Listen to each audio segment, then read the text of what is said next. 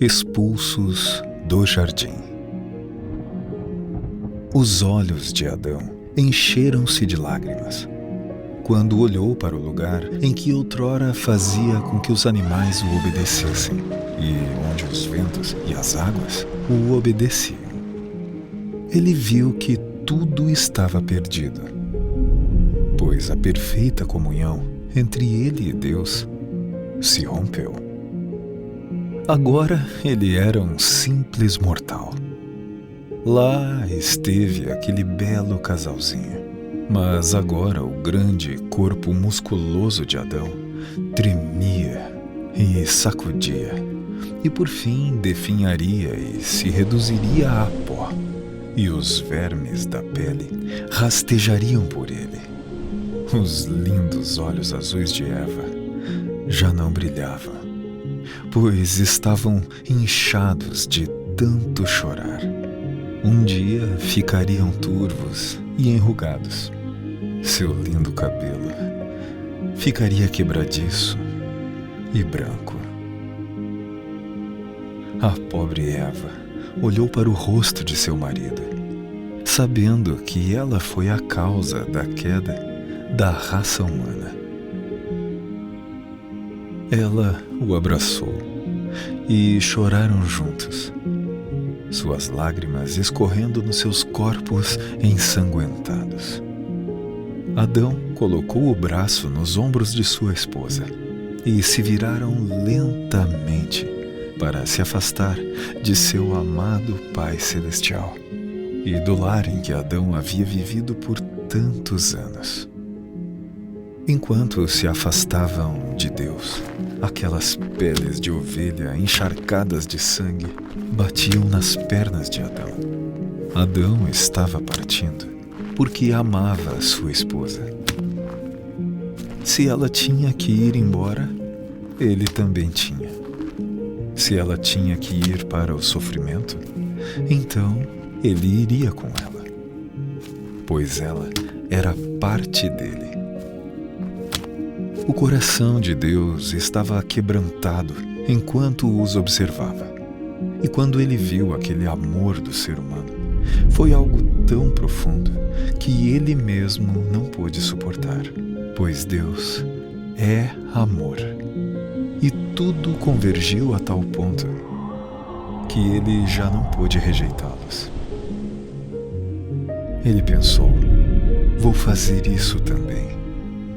Vou prover uma maneira de trazer meus filhos de volta, ainda que eu mesmo tenha de morrer. Ele determinou que faria o que fosse preciso para trazê-los de volta.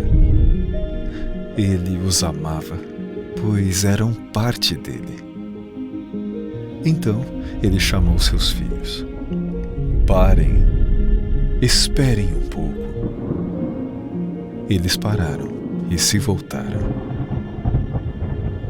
Satanás ainda estava lá observando tudo. E Deus queria que Adão e Eva ouvissem o que ele ia dizer a Satanás. Com voz grave e terrível, Deus disse à serpente: haverá ódio e hostilidade entre a tua semente e a semente da mulher. Tu lhe ferirás o calcanhar, e ela te ferirá a cabeça. Esta era a promessa de Deus, de que um dia uma mulher daria à luz o Filho de Deus, o qual pagaria a pena de morte por toda a humanidade, e assim derrotaria Satanás. Mas até que aquele Salvador viesse, Adão e Eva teriam que partir do jardim do Éden para vagar e cuidarem de si mesmos. Agora eles teriam doença, tristeza, dor e morte pela frente. Então Deus colocou querubins para guardar o portão do jardim. Ele não podia permitir que o homem comesse da árvore da vida, pois a pena do pecado não havia sido paga. E ali Deus colocou uma espada inflamada que andava ao redor, mantendo o homem longe da árvore da vida.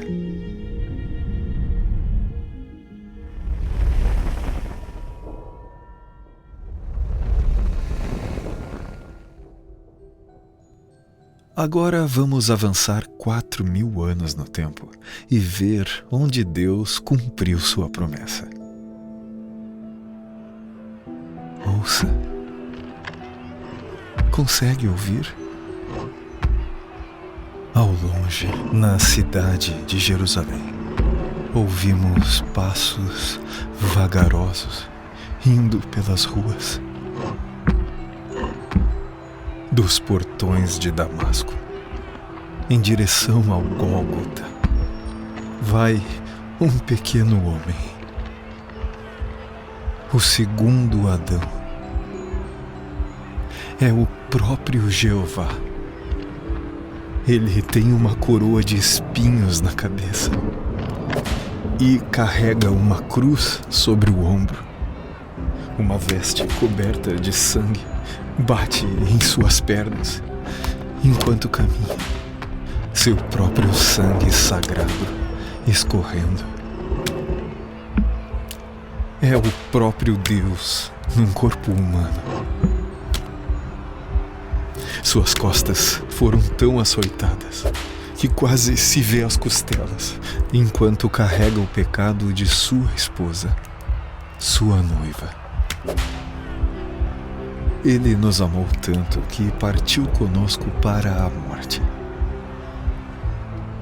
pois ele era o único que podia nos redimir de volta. E é disso que se trata o restante da Bíblia. Como Deus ama seus filhos e se tornou homem, para que pudesse pagar o preço pelo nosso pecado. Lá foi ele, o Senhor Jesus Cristo, cambaleando para o Calvário, colina acima. Ele prometeu prover uma maneira, e ele mesmo fez isso. Desde então, e pelos últimos 2.000 anos, os santos querubins têm tentado conduzir a humanidade de volta à árvore da vida eterna, pois a pena da morte foi paga. Antes era a morte certa entrar, mas agora é morte certa não entrar. Oh, que Salvador e que amor foi mostrado a nós quando éramos perdidos e indignos.